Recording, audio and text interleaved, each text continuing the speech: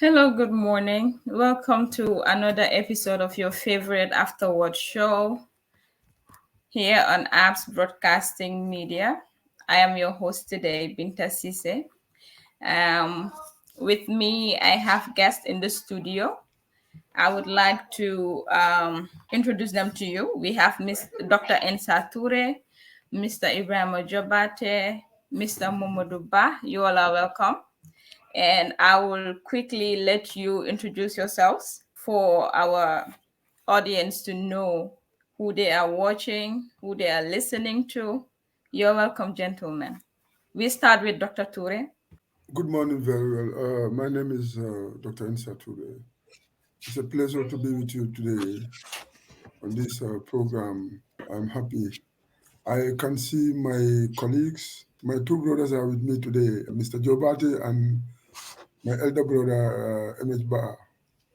Yeah, and I think this will be an interactive program today to actually analyze the issues of the past on the newspapers. Thank you so much. Thank you, Mr. Touray. We have Mr. Ebrima Jobarteh. Uh, Kindly introduce yourself. Good morning from my side. It's very early here in the south.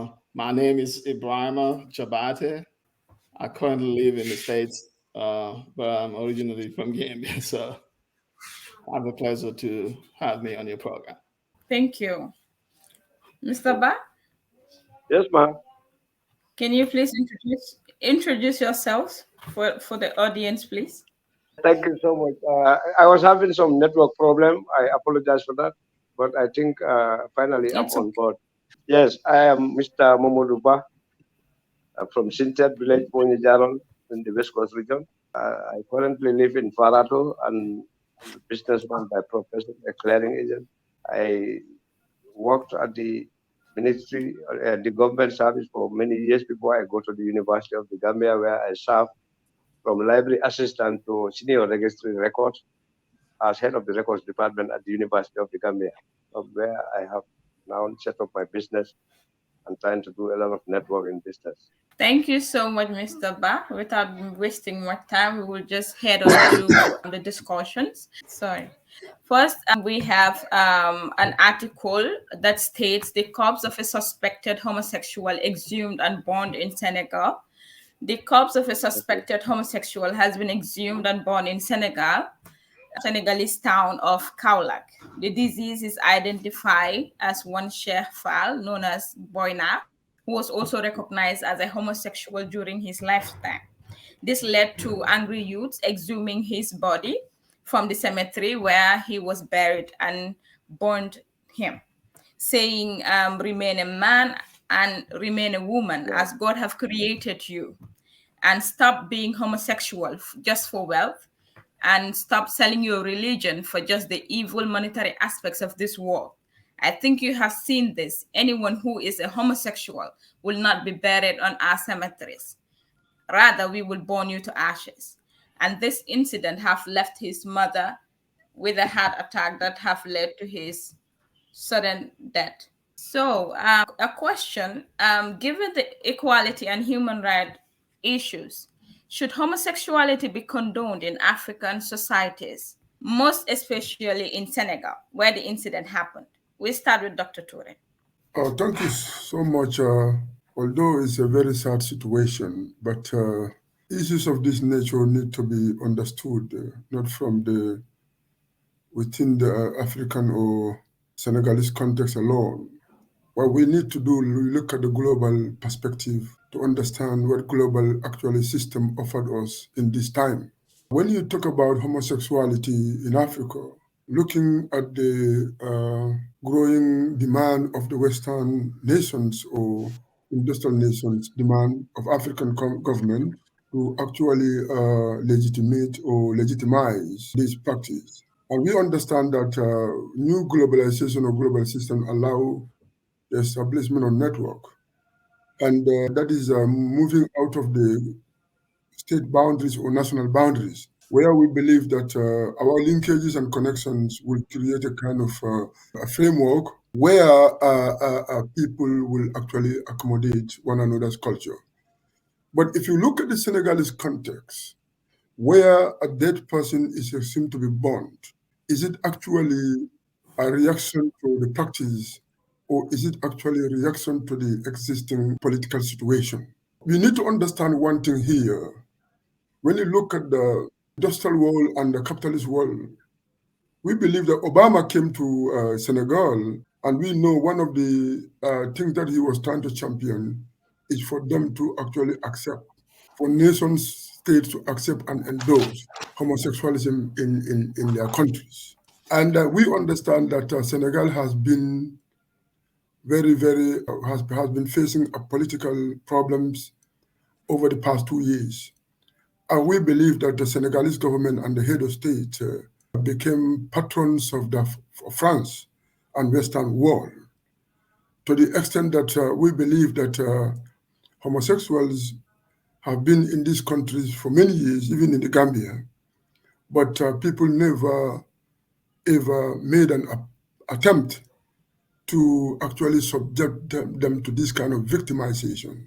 Is it actually the political tension in Senegal or reaction to Macky Sall's nature of political government that is provoking people, that is using this kind of situation to provoke, not matter of provoke, a kind of venting or manifesting their anger and rejection of the government?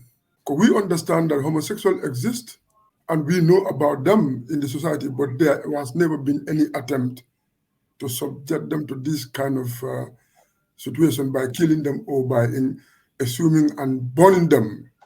So what we need to understand as far as Africa is concerned and its relation with the world, one need to understand one thing. We are talking about globalization, and globalization demands a lot. One of the key demands, that is the actual extermination of boundaries, that is, we need to actually manipulate or utilize technology to actually establish one connection, to establish one global platform for everyone. In this situation, is it going to actually constitute moral inflow or infiltration of moral issues, for example, or cultural inflow of any kind? African culture is different from Western culture. For example, globalization actually should not be used to ensure or to actually port or to infiltrate any kind of culture in Africa. We need to understand one another and actually appreciate one another. Based on that, we know that the inflow of Western investments or Western companies in Africa for investment will actually help Africa in terms of so many things. But in this situation, if West is to try to protect its citizens, who will be moving from one country to another? And since they legitimize homosexual or gay marriage, they should also understand that Africa is not a place where their populations will actually accept that. What West is doing in general is to go through African government. And you know that some of the reasons why West actually has been able to penetrate African government is to subject African government to that adverse economic condition, where when we are paralyzed economically, or the state hegemony over the decisions will be the order of the day. So in this situation, African population don't have any power as far as the state is more powerful than the nation or than the people. So you can understand, we know that some African government actually accept it, but you have to understand that population are actually the most important drive in any democracy or rule of law or human right. Once we know that homosexual or gay marriage is not allowed, we have to understand that the populations should exercise decision over it, and our government should act according to the dictates of the people. I am not actually accepting what they have done, but we understand that internally in Senegal, it is not the manifestation of their rejection of homosexual or gay marriage, but this is a manifestation of the political situation and governance and the existing state patronage of Western, that is of former colonial master, that is France, which is actually interfering with the internal political condition that actually subjected Macky Sall government to malpractices, to so many things. I think this is a reaction to that, a kind of a kind of using this situation to vent out or to manifest their rejection against the government. So Thank you we very need to, much. we should not actually look at the background in isolation of existing political situation and tension in Senegal. Homosexual in the Gambia, in Senegal, but people never attempted to kill them. So therefore, we need to understand what is going on in Senegal, what is the existing phenomena in Senegal, in order for us to be able to assess and come up with conclusion. That is what we need to understand as far as that is concerned. Thank you. Thank you very much, Doctor. Now we have Mr. Ebrima Jobarteh. Sir, can you give us your point of view on this question, please? Thank you very much, Binta.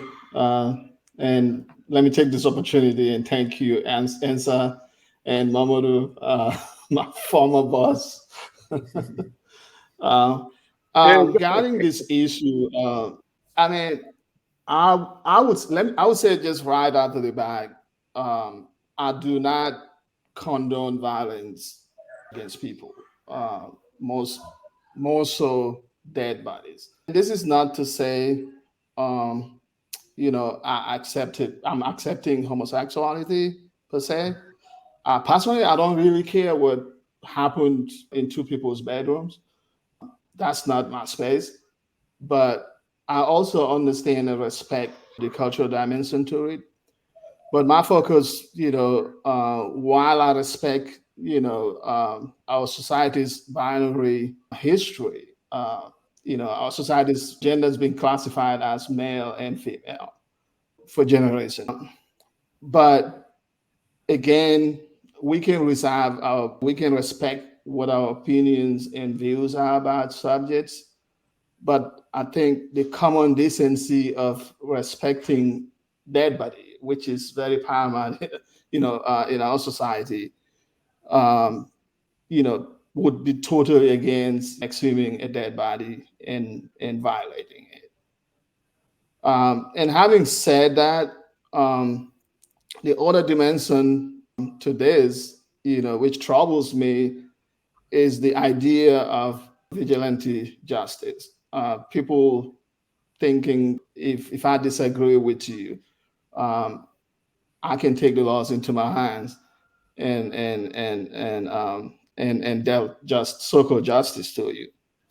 I think that's an affront to what our societies, the laws, that our societies, enacted to govern our societies.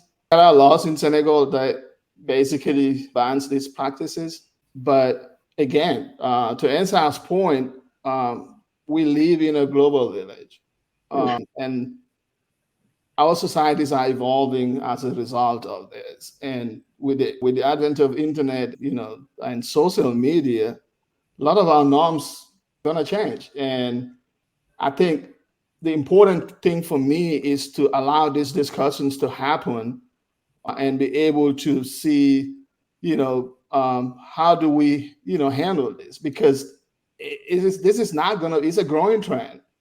And a lot of factors to Ensa's point, there's some economic dimensions to people, kind of going into veering into such certain lifestyles. And those factors are there. They're ever present. And I don't see anytime soon where those challenges that are leading people to be opportunistic about these things go away. So are we going to kill every soul that comes away, comes out to be theirs? I don't think so. So I think, it's a difficult conversation given our faith, our culture. But, like any society, even in the West, it takes, centuries before their societies accept and, started codifying this, as rights into their laws. And there's still resistance to this. And our society is not any different. But to me, regardless what our opinions are about subjects, is a minimum demand for common decency to respect everybody's right. Our constitutions, our laws are very liberal, and I'm not probably directly quoted, but if you look at, I remember having this conversation during my when I was doing my undergraduate at UTG.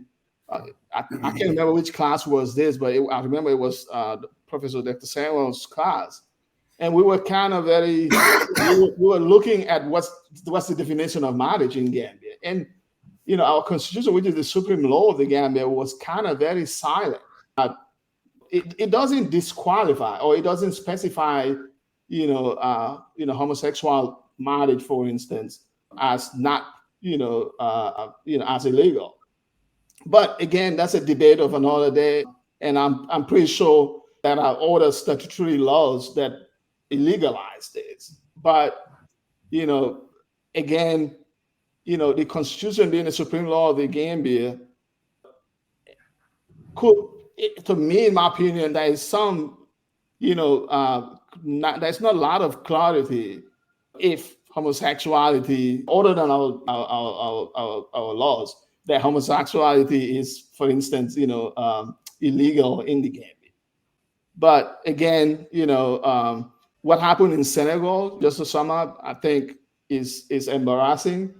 And I think we should do better as people and approach things with empathy, even if we disagree with things. All right. Thank you so much, Mr. Ebrima Jobarteh. We have Mr. Momodou to give us his view on this discussion. Mr. Ba? Oh. This man doesn't have network. Is the internet dropped? So quickly, there's another question. What legal and social policies do you think the Senegal government should set out to contain homosexuality, or else protect the vulnerable, given the unacceptable nature in most African societies? We go with Dr. Ensa. Yeah, first of all, I don't think anyway, although what I'm telling you is that you need to understand the spirit of the moment in Senegal. At this point in time, I don't think this thing happened based on kind of a response to immoral situation in Senegal. You understand? Because we know that homosexuality is a serious issue in Africa, or gay marriage, and we never accept it or allow it. But what my question is, before we talk about policies to be adopted to kind of deter people from engaging in this, I think first of all, one need to understand why not in the other dispensation before the rise of the current situation right now in Senegal. Why? Because we know that people practice this, but they were never killed, or they never actually exhumed the bodies of these people and subjected to that condition. The situation is embarrassing. But what is the situation? And that is where we need political order in any country. And that is why, if you look at the entire French West Africa, people and the nations are actually committing themselves to extricate themselves from the hegemony of France. I don't know whether you understand it or not.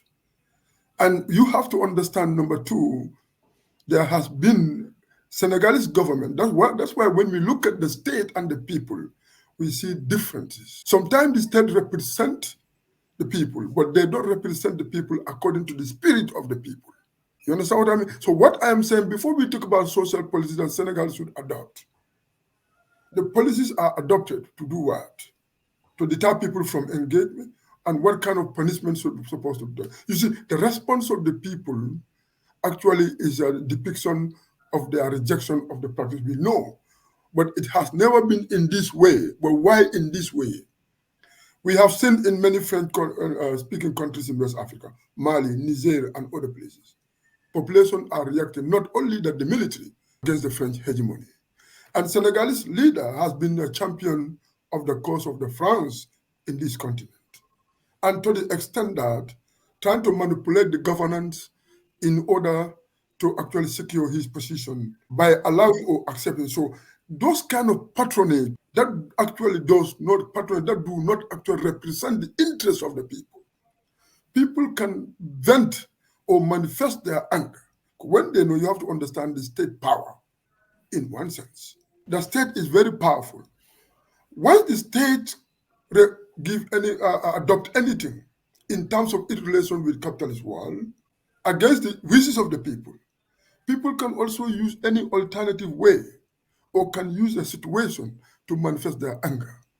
I believe the situation is in Kaulaka, the event in Kaulaka was not in response, but in response to the political order and the implication of governance in Senegal. Senegal cannot actually, maybe military riot cannot take place in Senegal at this point in time. But you will understand that population will respond in different ways. In Niger, you can understand the response of the military to represent the spirit of the people. In Mali, in other French African countries. Why in Senegal not in military form? But now in this other form, you can understand the reaction against when Ousmane Sonko was actually jailed or captured. People were killed. So you can understand the response of the population. But the military was more aligned to the state than the population. But in other countries, the military responds to represent the voice of the people. What I want in Africa, please, whatever event happen, look at the political situation, what is going on there. Look at the economic situation, what is going on there. It is not sometimes in response to what actually is done, but they use the situation to manifest. If the Senegal come up with laws, everyday homosexual, what is going on in Senegal on daily basis? On daily basis, because we know that we are subjected, our relation with the capitalist world actually exposes us to certain conditions that actually weaken the structure of governance in Africa and also destroy the economic base of African people. Once African states are poor, they believe that sustaining their governance and maintaining their position is through that alignment and patronage to Western industrial countries. So whatever Western industrial countries want to introduce in Africa, they will accept it. Yeah. And this in Senegal, it is people-driven in many ways. In Niger, it's the military-driven, but representing the interests of the people. Look at this situation in Kaulaka.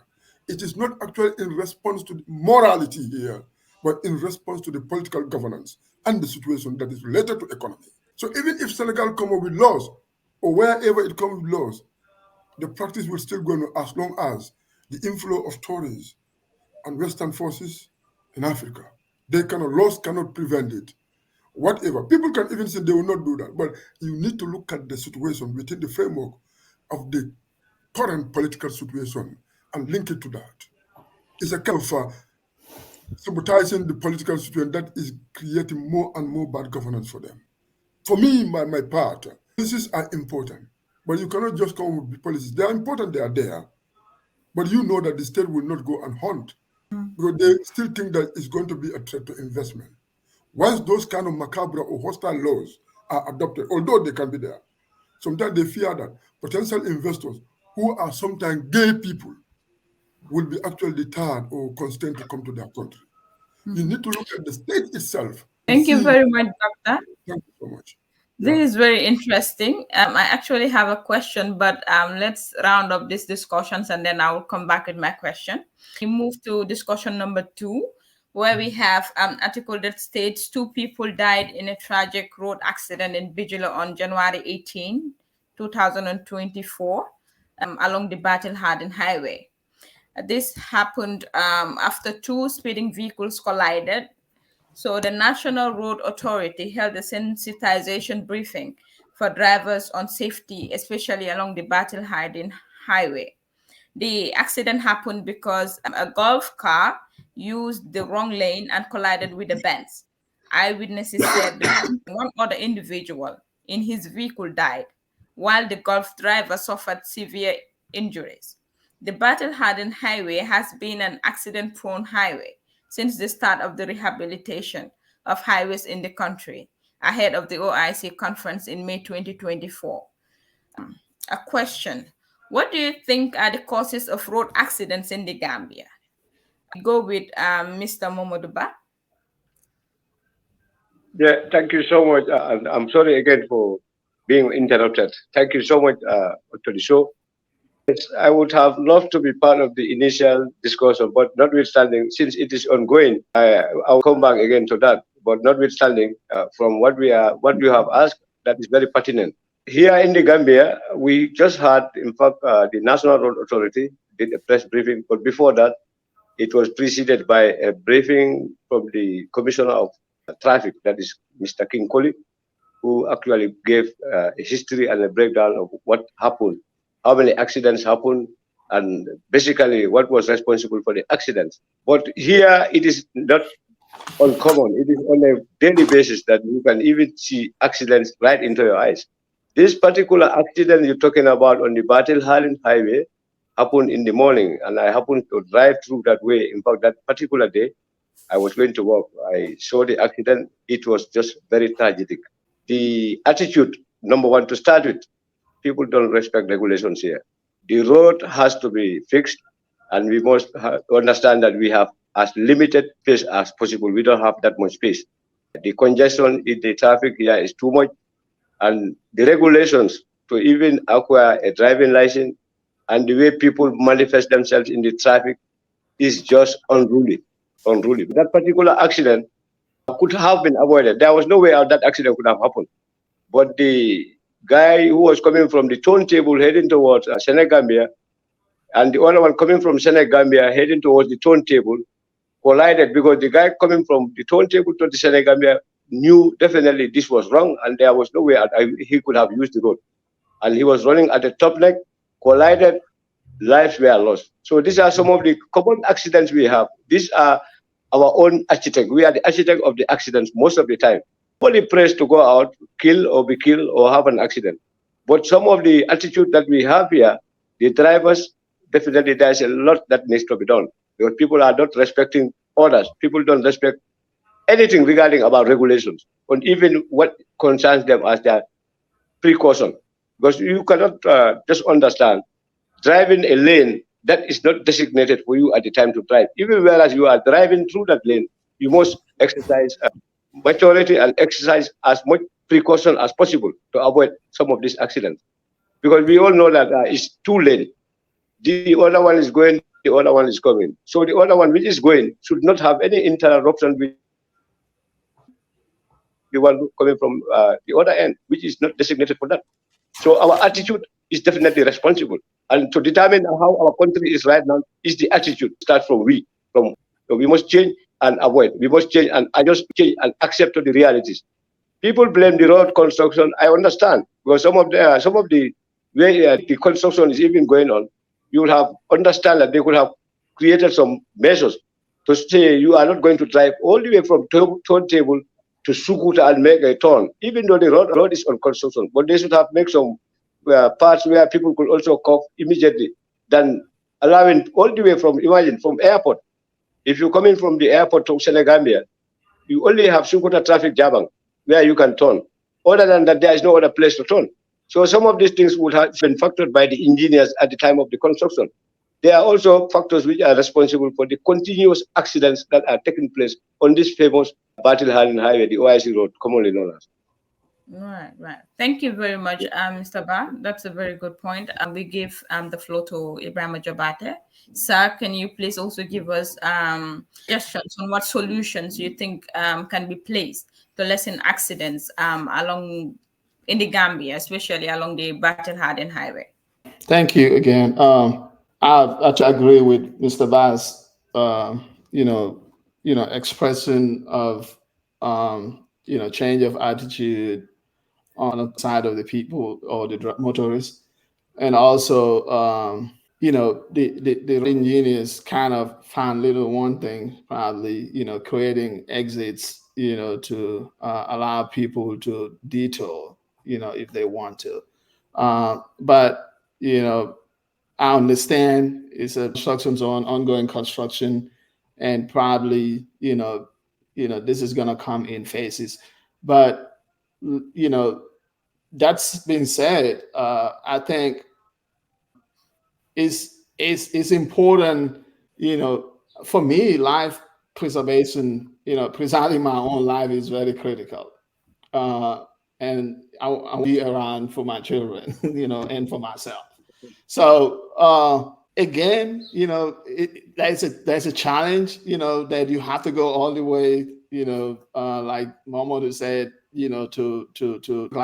Sukuta traffic light Johnson, to come all the way down to Yarambamba if you are, if you're gonna stop, it's gonna end at the Yarambamba. But again, that's understandable. It's a frustration. It's a pain point of the project.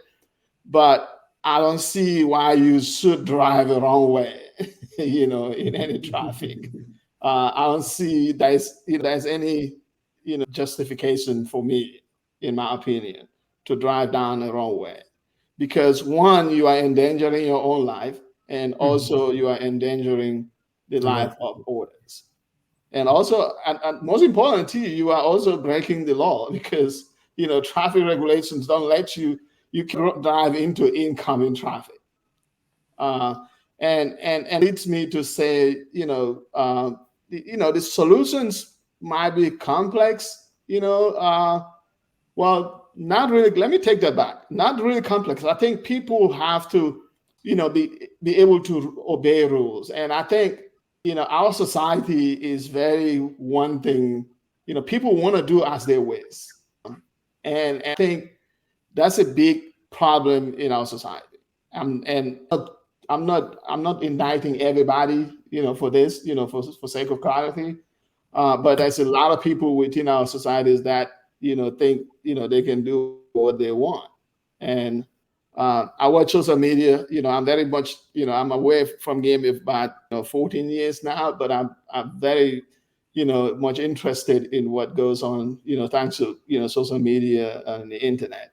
So to your question, I think one, either we have to look at our laws, as we grow, as we build new roads, there are tendencies, of people going to be speeding because the roads are good. So there are traffic laws and regulations in the Gambia, but are they adequate in terms of, deterrence? What do we do when people break it, to allow them to the deterrence for repeating those violations? And also, our laws adequate, to address the new challenges that comes with new roads, or as we, have more roads, tarred roads in the Gambia. Also, prosecution. I think, we need to ramp up, prosecuting people who violate these laws. The other part, which is my favorite one, I think the use of technology. As we build these roads, I think we need to be incorporating, smart, technology ways that we can enforce our laws and be able to, kind of mitigate, accidents going to happen, but, kind of mitigate, some of the things, that are happening in terms of, policing, using technology to help us with policing, especially speed cameras and stuff like that. And that will also, minimize or probably do away with, corruption, police corruption on the traffic, because it's going to be limited interaction with the human being, so to speak. But I think proper planning, at Gambia, Combo, for instance, I think, our zoning laws, as they call them here, which I mean by urban planning, I think we didn't do a really good job in creating layouts, for, thinking about, how much, vehicles that, if the more vehicles we have, the more chaos our is going to be, because I don't think we plan for those in communities. And me, that's critical moving forward. In new communities are forming, our urban planners should be able to factor, growth, population growth is going to happen. Gambia is a small place. Combo is becoming more, densely populated, and it's going to get overcrowded. No doubt about that. Again, use of technology, community outreach, for people to change their attitudes and respecting our laws, by, enforcing our laws, I think would help. And also, come up with, some temporary measures, while they look at a long-term solution of creating exits, could a little bit, in this. All right, thank you very much, Mr. Ebrima Jobarteh. Quickly, Dr. Touray, do you have anything to add quickly? We have other articles to cover. Security is sometimes, it has to be in the mind of the people. Security is not just because police are in existence. But what we need to understand, we have the regulations, but we have problems of, our problem is enforcement of regulations. Police are the enforcement agency, or police is a structure of enforcement agency. First of all, we are not very, very sensitive to security or certain things to avert possibilities of accident. Observe that, all of you. When the football teams playing maybe zonal football or nawetan, you will see a gelegele from Burfoot, carried people on, where people will be actually sitting on the top of the vehicle, more than 20 people. It will pass through the towns and the villages. People will look at them and just be maybe waving them. People don't talk about it. They are not sensitive to it. Police are not even sensitive to it. But they will go up to Birkama whenever. They will never react to the situation until when they have the accident. So we as the people, we can actually position our police to actually enforce laws if we demand it. But the people in this country are not demanding those things. We are not demanding the needs for police intervention to avert some of the accident. Sometimes 20 to 25 people will be sitting on Gelegele heading to Birkama for football. You know that it's not. So since the community or the people do not have any demand for it, police will not care to actually enforce. What they will care is to actually stop the taxis and the vehicles and trying to find fault with them and collect their money and go home. So any solution you see, and it is actually continuously happening in any country, you need to understand that there has never been any demand from the population themselves. And once there has never been any demand, you know that it will continue. So this is the situation in the Gambia. People try to actually adopt to that situation. But once we are demanding as people, that we need road security, we don't need this accident, and we want police to actually impose or apply the regulations or traffic regulations, my friend, this thing will never happen again. But we ourselves are the people doing that. So cars are overloading on daily basis in the Gambia. Trucks are overloading. So, and I've seen this thing, and people are not talking about that.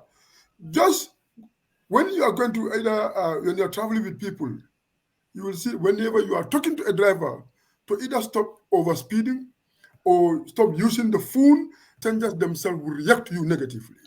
So we need to look at the people here. Any situation in any country, any situation corrected in any country in West Africa, know that it must come from the people. People's drive can result a lot.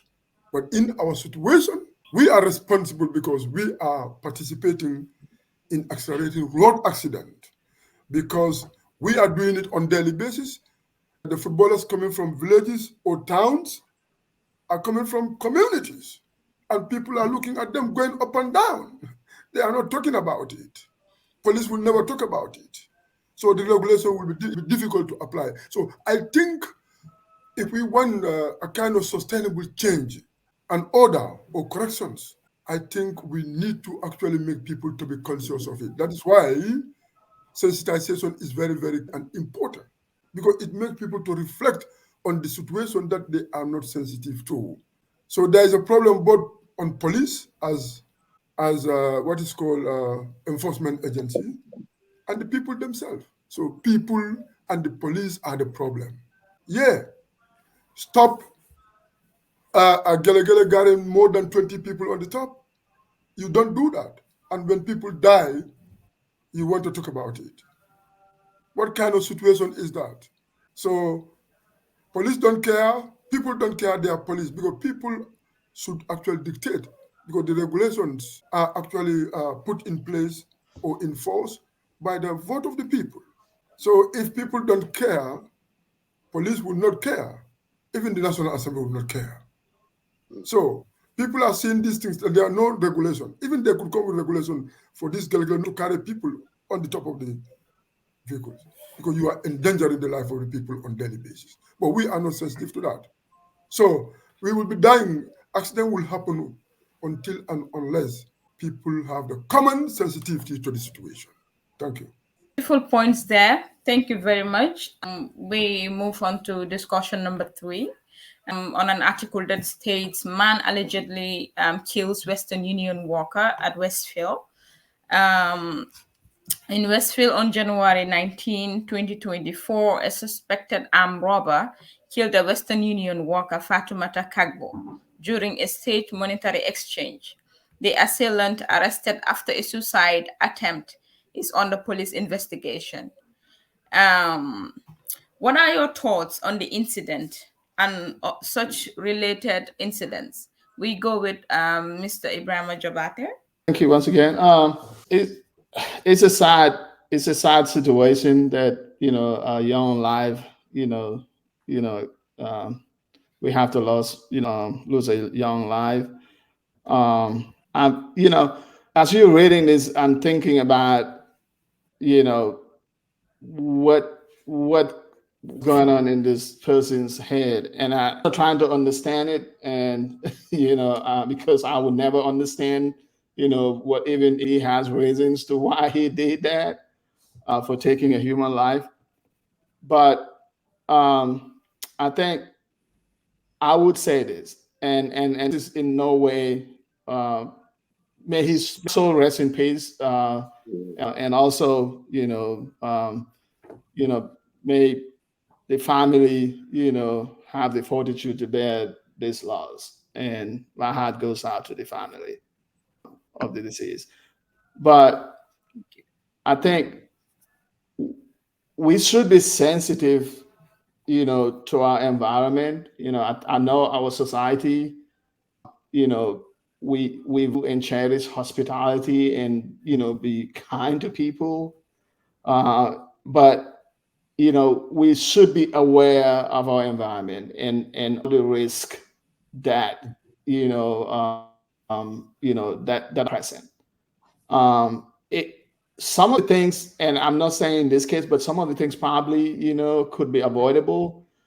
Inviting people be young is kind of comes with a little risk. But again, and I'm not blaming, because there's no reason why this guy has to do this. But but as a precautionary measure, people should be aware, and be conscious of their environment, and and also, I mean, I think as a society we should recalibrate, and I'm not saying be mean to people, but we cannot be just blindly trusting. And that doesn't mean you're a bad person, but you are on your guards, to preserve your own life. And also, probably I should start with that, so that I don't sound like I'm blaming somebody who just lost his life. But I think there is a lot of, we have very porous borders, I understand, but it looks like there's a lot of incidents that are happening, and I don't have any statistics to this. I stand to be corrected, but there's a lot of people from the outside, involved in these heinous crimes. And that begs the question, okay, what do we, how do we, who do we allow into our country, and how do we track, things, that people are doing, and be able to, kind of, also not, this allowing people from coming to, because that's where we live in a global community. I'm here, I'm not in my country, I'm somewhere else. So I couldn't say we should not be welcoming, but I think it's also important, to be sensitive to some of the happenings that are, things that are happening in terms of, security in their country, and primarily most of them attributed to people from the outside. I don't know the answer, to be honest. What we need to do as a developing country with very porous borders to control that inflow. But I I would say this, people, our government should take security, and invest in security, to protect its people. And also, people who offend should pay for those crimes. And it is true, incarceration is not always, the best, I'm a lot of words here for the adjective I'm looking for, but it's not always the best approach, to solving crime, but at least there's evidence, anecdotal evidence, this evidence that, it's some kind of deterrence. But also at the same time, you kind of create a rehabilitative, caveat to it too, those people who are involved in those, because the other thing I think we need to, also look at is our businesses should factor in, people, if our they have changed, and we should evolve with this change that happened. And so as our businesses, places like this is people are going to the Juma, it's isolated in a way. And I think it will, it's important to shut down your shop, for out of abundance of precautionary measures, to protect yourself, because nobody's going to come to your business at a time, since Gambia is a predominantly Muslim country. Business pretty much shuts down during that period. But again, I say all this, I'm not trying to indict anybody, but I think we need to be conscious of our environment, and not blindly giving being hospitable to people like that, and inviting them to our personal space like that. But again, it's a sad situation that happened, and I think whoever is allegedly responsible for this, should be, when found guilty, should be, dealt with the full force of the law. Looks like we lost Binta there. Yeah, but while we're on him, I think again, crimes can happen. But you will for a second. Yes. Yeah. But I'm back. Okay. All right. Thank you very much, Mr. Jobarteh. Also, coming to the next question, do you think, having heard of many unsolved murder cases in the Gambia, do you think Fatou Kagbok's murder will be brought to justice?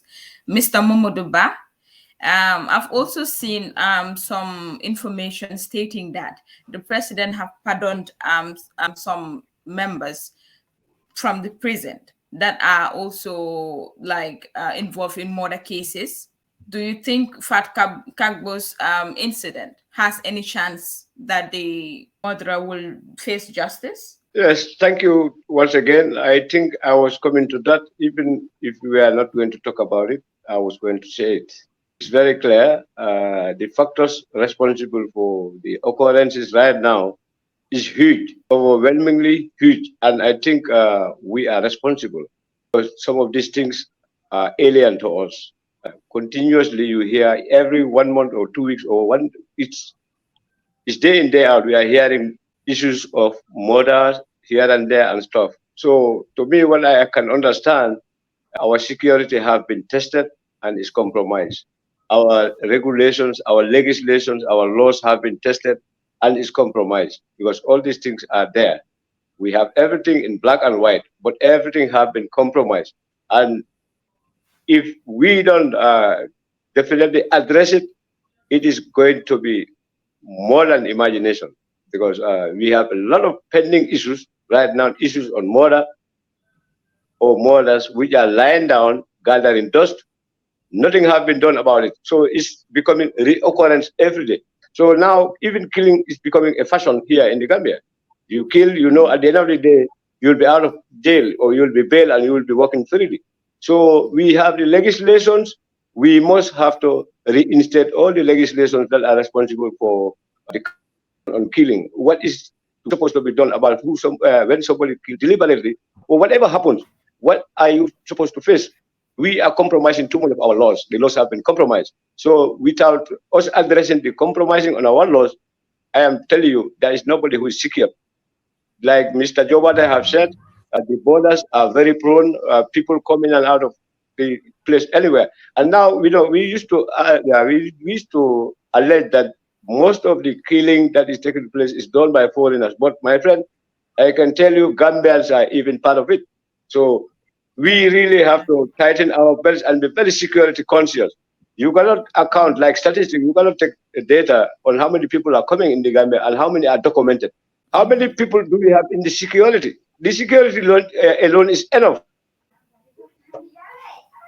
Gambia does not need more than what we have. But all we need to do is let us be responsible. Let us capacitize the security. Because, in fact, for me, we could have even reduced the security and put cameras all over the technology type. Because, you have a lot of, imagine how many police officers have been recruited. How many army is there? How many fire service? How many SI is? It's just too much. You can tell me, I can tell you, if we are serious with our security, everybody will wake up peacefully in your country without fearing even a bag of money you left in your compound, because people will not take it. We have enough security. But what is the security doing? What is the security's responsibility now? What are they doing? If you kill or if you have any issue, you are taken to police. The due process will take place. That is democracy, we understand. But after that investigation is done, now you are found wanting. You are incriminated in the investigation. What is there? What are you supposed to be served? What justice is supposed to be meted on you? So this is our collective responsibility. Imagine. Okay, I think we lost Mr. Ba. So also there is this sensitive thing about murder cases. You, Dr. Touray, when we have a murder case, like an incident happening, and then we see that authorities do not really sensitive or having that utmost care about, let's say, about evidences. Because like this incident that we saw, the incident happened and then people came around, but there was no control of individuals. People were just everywhere. So what do you think can help in this investigation? Anyway, thank you so much. Before I respond to that question, I would like to actually buttress on what Mr. Ba said, retrenching the number of security in this country. People serving security for maybe 2 years, 3 years, if you actually retrench them from their positions, you are creating more murder because they understand all the networks. So it's better you leave them right now. You don't actually recruit anybody rather than reducing them and will be redundant in the streets. And they have no employment. They will be still burglars and they will be stealing for that matter. And then, but first of all, before I to tell me, because I don't know so many about this incident, because first of all, it has not been established. The reason of killing this or murdering this particular lady is not known in the first place. And then I want to also challenge the Western Union owners. What actually security mechanism did they actually put in place to avert this kind of situation? Because you are dealing with physical cars. That is why I said that instituting a strong security basis is driven by or conditioned by people. It has to be people driven. If it is not people driven, you can't actually avert the situation. Are we security conscious individually in the Gambia? Are we security people as family in the Gambia, as communities and as towns or as a nation? This is the situation. You go to the Western Union offices and you can't find a particular lady with $100 to $200 to $300,000 without a single security around. What you are talking about, if it is not people driven, it will never be instituted. My almighty is how can we as individuals be security sensitive now? Even if we are with $2,000, you are going alone, you can be attacked. This is everywhere. Western Union owners are always preoccupied with the profit. You understand what I mean here? But they are not preoccupied with security. For how many times they have been theft. There have Many been times. theft. It happened many times, Many but there times, has yes. never been any precaution avoid the situation. So we need to talk about these things now. I think people need to be conscientized. People themselves, in fact, if individually people are sensitive to security, the entire Gambia will be secured. How could you have your entire Western Union establishments without a single security? Because you are actually running away from paying salary to an individual just to protect. We are not proactive unless and until we are proactive. Because in fact, the state must actually include it in their regulation that any Western Union business or what agency wants to establish, they must ensure that security is provided in every Western Union office.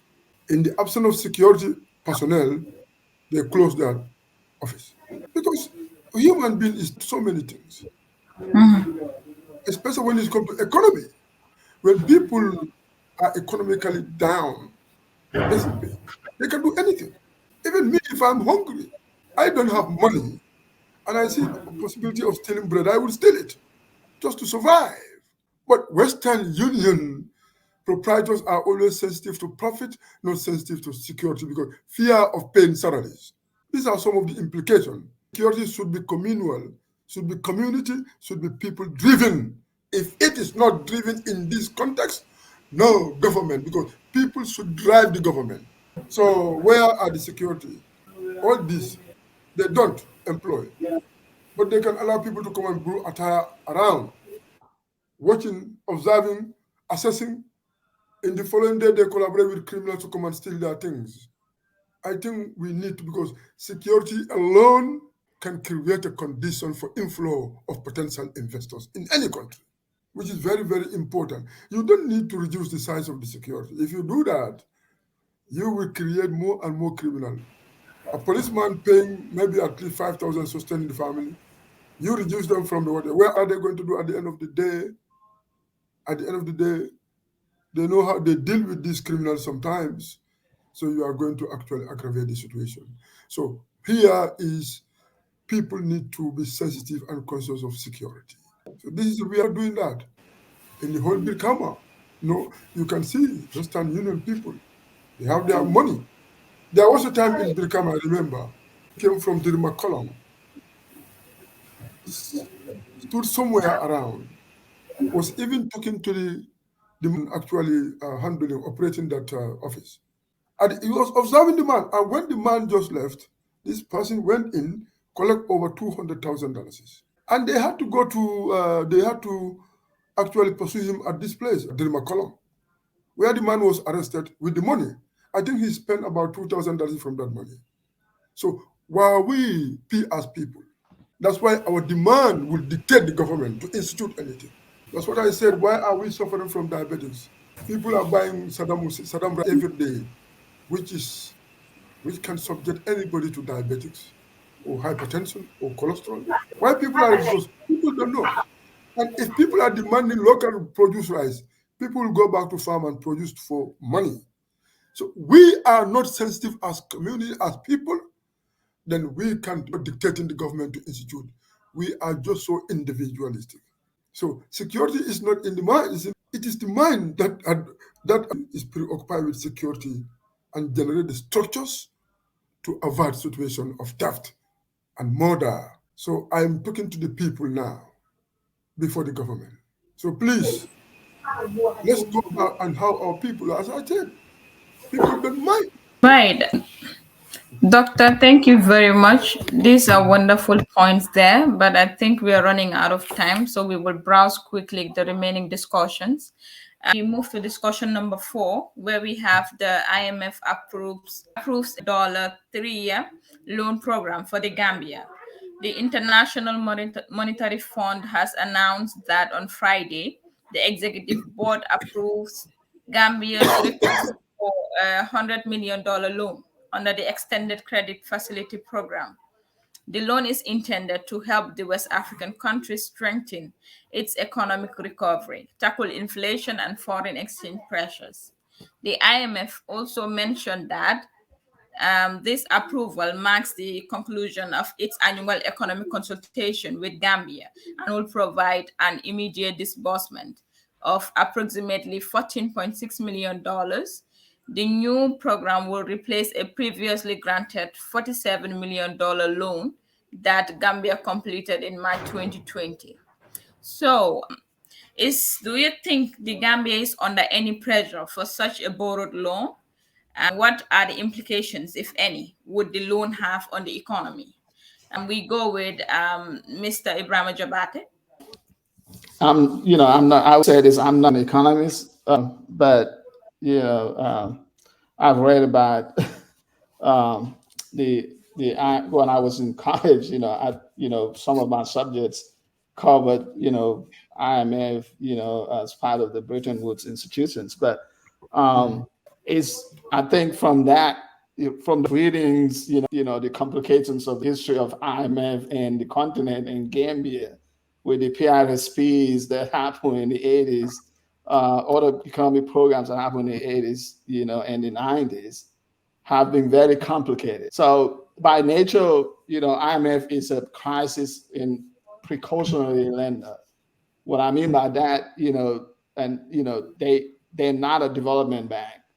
They step in to avoid economic crisis, so to speak. Loans are not necessarily a bad thing, but I think how do we judiciously utilize those loans becomes the big questions. And I think history is littered in our society, in our country, that most of the time there's a lot of misappropriation of those funds. We take those loans on behalf of masses, and they're not utilized for things that they're earmarked for.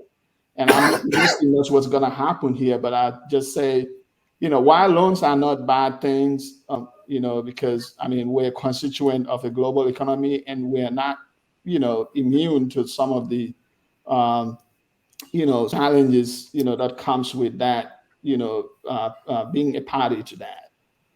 I wouldn't be able to, whether Gambia needs that, because like I said, I'm not privy to that answer, or information that's going to be allow me to make that answer. But this is what would be my my content or my advice, the government of the Gambia.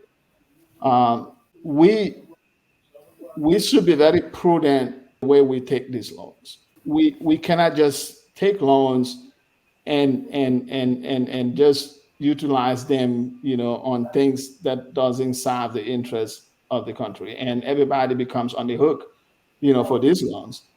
And mostly, the interest rates, we pay. We're not paying Gambian dollars; we're paying in dollars, and so this puts a strain, foreign exchange, covers, and it becomes expensive. Interest rates on top of you having to, get those dollars. Gambia is a heavily leading, import economy, and we're always in charge of this foreign products, money to buy for our livelihood, food, for instance. And again, not to ramble here, but just to summarize what I'm trying to say. I cannot answer whether we did, because I'm not privy to all this, but I would say if somebody made a determination we need it, we should be judiciously utilizing these laws and make sure it's the interest of of our people, and also to pivot away, as if it is feasible from these loans to look inward. How do we increase our revenue? How do we stop leakages in our economy, and to pretty much maximize our income, and attack corruption basically in our society? Because I think Gambia is it's a country, no doubt about that. But I think we're a small society too. If we create leakage in our economy in terms of corruption, people just, mismanaging our money, it could go a long way. Probably that, I don't know, I can't say for sure, but probably that can kind of mitigate some of these, borrowings that we do at expensive cost. I would say, for my limited knowledge, I would say, I wouldn't be able to do more than what I said, but we just have to do better. How do we manage our funds? All right. Thank you very much. Thank you very much, Mr. Jobarteh. We have Mr. Momodou to give us his point quickly. Mr. Ba, we are running out of time. Mr. Ba? This man is not compliance. I would understand. I would coming from that Gambia is a low performing economy, which I will understand. But I think what we should do as a country, we should make an impact assessment. How many loans have we had over the years? Impact assessment. Holistically, we do that assessment. We are very fair, and we come up with a policy to say, because like the IMF and the World Bank and other financial institutions, international, we just come, present something, and we'll go in for it because we need it. But are we utilizing it the way and the purpose in which it is supposed to be? Because like when we have loans here, all you see new cars, conferences, workshops are organized at very expensive places. Like they start to do with it at the hotel. We pay ourselves breakfast allowance or sitting allowance to make sure everything is moving. But at the end of the day, how much is the average population benefiting? And it is for them. That is why these loans have been acquired. So we must do an open, honest impact assessment to look at ourselves. Over the years, we have been living on loans and grants. What have we utilized those loans for? Are they impactful to the common society? That is very important. I think we should come up with that. Impact assessment on loans that have been acquired since time immemorial up to date. What have those loans earned us? Where have they took us? And where have they brought us? And what have they brought to us? To me, granting loans or giving us grants or loans or whatever, it's not the case. It's not the solution. It will always make us poor. It's either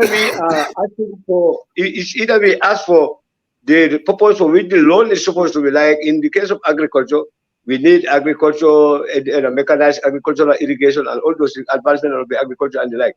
Let them come and put those things before us, then giving us the money. We will buy motorcycles, we'll buy cars, we'll organize workshops, we pay per diem, in even negotiating for those loans. By the time the loan is approved, come on, the chunk of the money is going to pockets of individuals. So are we benefiting our country, or are we benefiting as citizens? No. Imagine, right? Like I just want to go off the record. Right now, the Gambia government, the approach we have here, tourism is dead. I can tell you that. You can go all the way, you cannot see even a tourist. Agriculture, we may not even know that we are in the threat season, ground threat season. For that, before we used to know that in this period of the year is threat season. Money was flowing, the glory moments were on, people were buying new things here and there, and I come to you, give me enough money. But with the advancement of the world and how it is going about, Gambia or Africa have been left with no option but to be decolonized through loans. It's either you take this loan or we will deny you this. Loans, I suggest, whenever we are supposed to take loans, let it be used to offset the previous ones, because otherwise our children are hung on loans the neck. So we must definitely do an impact assessment, a radical approach for that matter, and it must be either or never. And it is because what I am seeing right now, the young generation of our caliber, our contemporaries are taking ownership of the destiny of this continent or this country. So we must push hard and push the agenda very high. But otherwise, Gambia will be sinking on loans and loans and loans. Thank you, Mr. Ba. Like you said, we have to take a very radical method, impact assessment on that matter to settle the cost of these loans that the Gambia is taking. So, Dr. Ensa Touray, I will just keep that discussion, and then we can head on to the last. Wait, I want to come in. My version is very important. We can have you. Wait. This has to global economy, and then all right. Because when you talk about loan, we talk about Africa, and one thing we need to understand as far as an independent of a nation is concerned. And I would like everyone to reflect on that. You see, African educated people, after the independence, there are two forces in Africa. And we have seen these other forces that actually made an impact on the life of the nations after independence. We have African personalities and we have capitalist personalities created in different nations in Africa. But we are in the Gambia today. When we went to independence, we built our economy according to the way the British colonial system was actually. And as a result of that, Gambia remained to inherit something that has nothing to do with its internal demand. That is maintaining peanut as our cash crop when we could not actually decision to build manpower capabilities to ensure continuity in the rice production. You see, one thing happened in this situation. When we continue to depend on the West for loans and other things, are we still going to, as this man said, we're still going to actually constrain our budget in terms of industrialization, in terms of building institutions? That is why Gambia, most of these people who were educated outside, they come back, they serve the institutions. They cannot adopt any independent framework that will actually drive Gambia out of its dependency position. In the first place, what happened? That's why the independence of a country cannot be successful in economy, in politics, if you don't build high institution of education that higher for people to understand. And that's why we are still crying from 1965 to 1990, when there was an absence of university in the Gambia.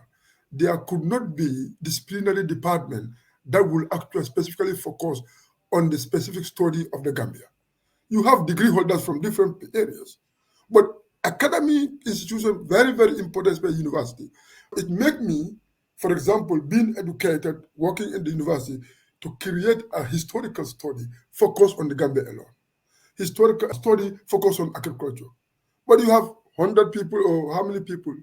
But the study focus in academy for people to understand and adopt scientific study towards that is non-existent.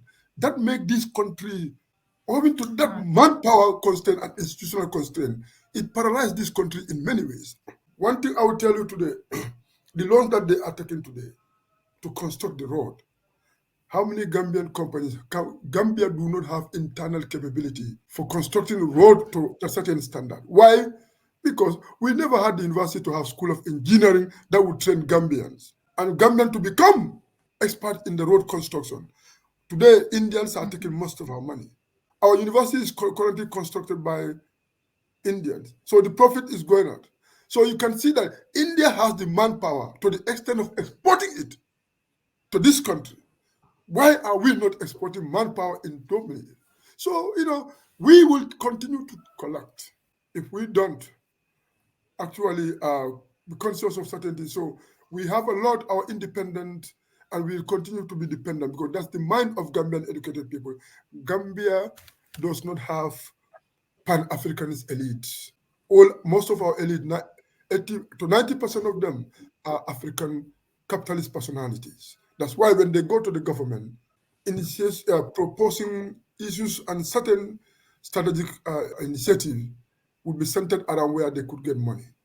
I think my connection is paralyzed, not so? Yes. No, it's okay. We can hear you. You can. So now, our capitalist elite, because Gambians are not Pan-Africanists, to be frank, they don't have that spirit. Different from Ghana, because Ghanaian leader Kwame Nkrumah, what he saw first in his approach to development, independent, first of all, one, to build institutions, to build capabilities in Ghana, not only even for Ghana, for entire Africa. But if you want to go for independence, you don't build actually required capacity for that country. Your country will never move. He did that. He built universities inside Ghana and adopted this intellectual according to the realities of Africa. He established Okosombo down to respond to African energy needs. So that because when people are educated, science or whatever, the spirit in terms of industrialization, now that we have the energy to carry out that. Gambia, that's why Kwame Nkrumah, if you can understand, when they invited him to go to England, just because they wanted to actually give him the award of Sir, or they noted him with the title Sir, he refused to do that. because he believed that his mother born a great man, he should not go, and he led a nation, an independent nation, and of an independent nation should not go and bow down for another independent. Our first independent leader went and crawled before Queen Elizabeth. That made this country to bow down, succumb to the demand of Western capitalists. And Gambian by spirit are non-Pan-Africanists. They are more capitalists into the government and institution, thinking of where they can gain money from those loans, instead of using it to build the community. Because the spirit of how Africa is being victimized in the global economy is not their interest. This is the people, you are telling people. Thank you very much, Doctor.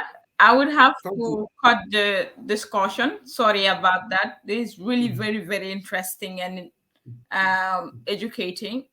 Thank you very much. Let's just proceed to the last and final discussion for the day.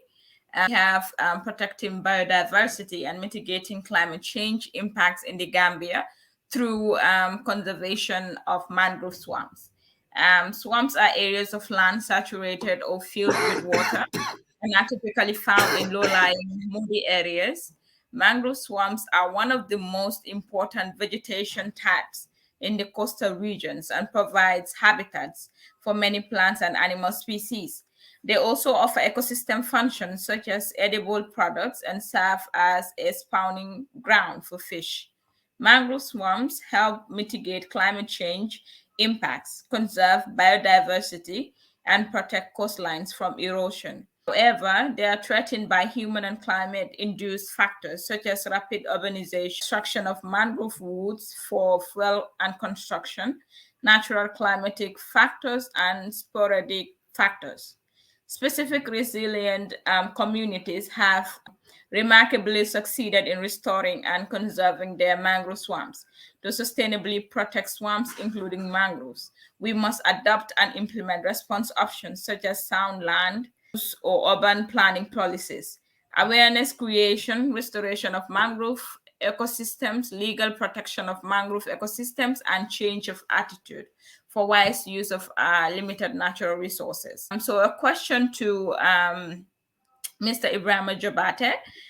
Gambia's biodiversity Gambia's biodiversity vulnerable to lack of protection on mangrove swamps if all exist? Thank you once again. I think with all fairness, I think that's been a lot of advocacy around protecting our environment and biodiversity in the Gambia.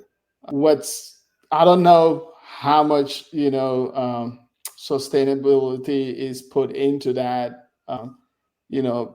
Taking it from being a narrative to actually implementing those.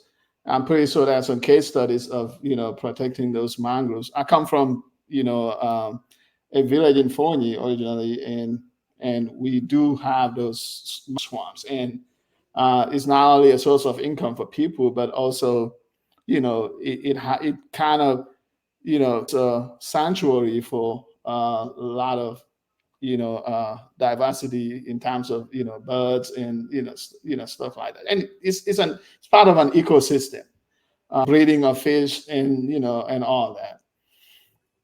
But again, probably not so much in the rural area, but we've seen in the Combos, or more specifically Banjul, where there's been a huge expansion of warehouses along the Bond Road area, which typically mostly kind of creates like a flood barrier for Banjul. A lot of believe that those messing with those places kind of created of course, with the poor drainage systems in the city, created a lot of nuisance for or potential for floods to happen. But I think it's a very critical thing to happen, or everybody should jealously protect. And I'm not what are the current state of affairs as far as protecting this biodiversity areas or areas that are critical to our biodiversity, climate change. But as far as I know, I think there was a lot of instruments, international, besides the international instruments. I think some of those have been ratified by our parliament to protect, biodiversity and climate change at the same time. So I think government should strive, and only creating policies, or laws that's going to protect these places, but also, again, enforce, and live by those narratives that, they put out there. All right. Thank you very much, Mr. Ebrima Jobarteh. Thank you so much. We have Mr. Momodou. Sir, can you quickly just give us, like in just 1 minute, your own opinion on this particular discussion, please? Because we're talking about climate, about how we can protect our environment and all those restoration of what the flora and fauna we are known of, and that brought in the charter for the Banyu Declaration and all those things. Well, I can tell you there are young people right now who are doing very good regarding about the restoration on the climate affected areas, especially within the coastline and also Bolong, that is the riverside where Mr. Jobarteh come from. We plan on environmental development. These people are doing good. They are trying to plant as much mangroves as possible.